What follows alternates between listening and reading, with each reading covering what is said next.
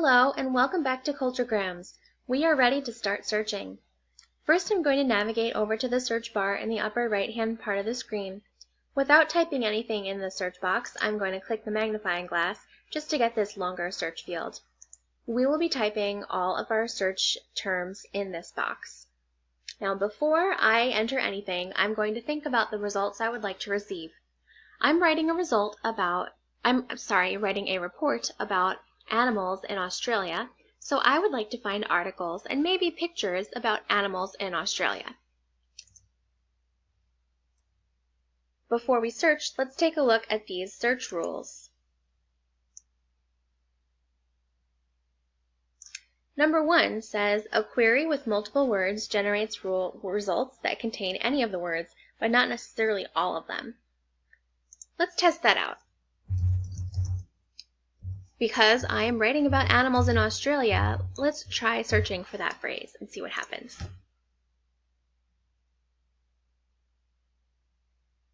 At the top of the list, the number of results are displayed. 274 is more than I was hoping for. That's too many for us to read through. The first result is an article about Australia, which is good, but the next few look like they're articles about other countries, and that is not what I was looking for. We can see that the search terms that appear in the results are highlighted in bold letters, so you can see why this result came up from your search. In the first article, the words Australia and in are highlighted. In the second, the words in and animals are highlighted, and so on.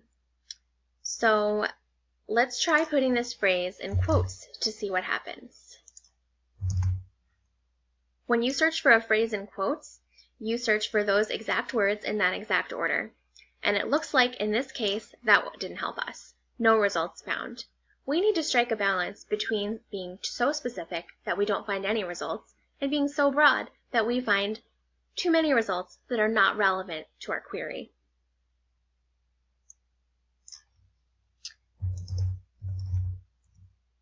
Another one of the search rules that we looked at before our first search says that if you put a plus sign immediately before a word, that indicates that the word must be present in every result. That sounds interesting. Let's try it out.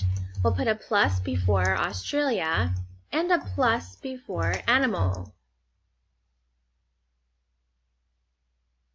You know what? Let's test out one more search tip right now. If you put an asterisk after a word, then you can find words that have different endings, such as animal and animals, and also longer words like animalistic.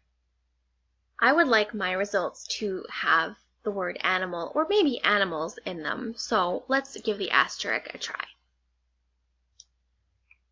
Okay, it looks like all of our results do have the words Australia and animal in them, but there still are a few articles about other countries because those articles mention both Australia and animals.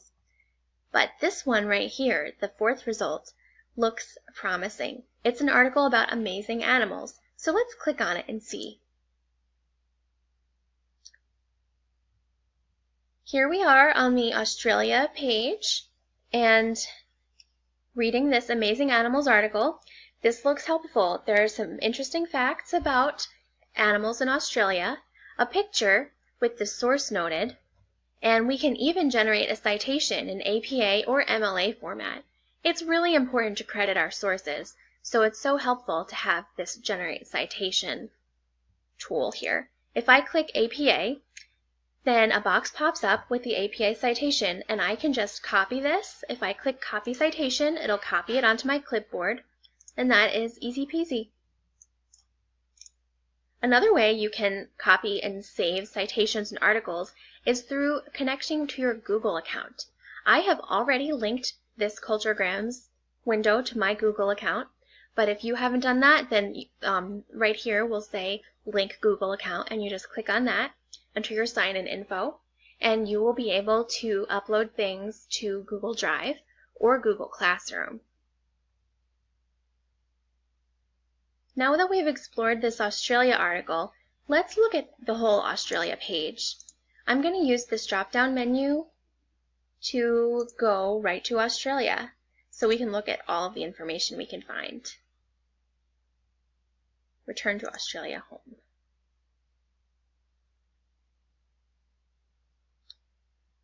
Here we can find a listing of interesting facts, images, and along the side of the screen, information about people and places, the history of the country, the lifestyle, including life as a kid, which is so interesting and helpful, society, culture, facts, and contacts.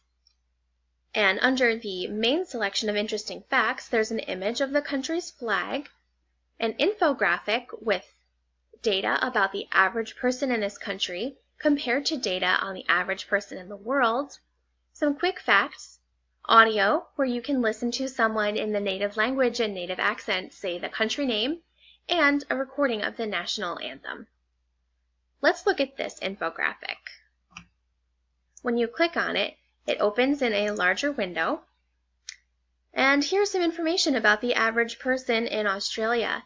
It tells us the GDP per capita, the median age, mean years of schooling, life expectancy at birth, the fertility rate, and on average how many siblings families have. And over here, this box is the world data.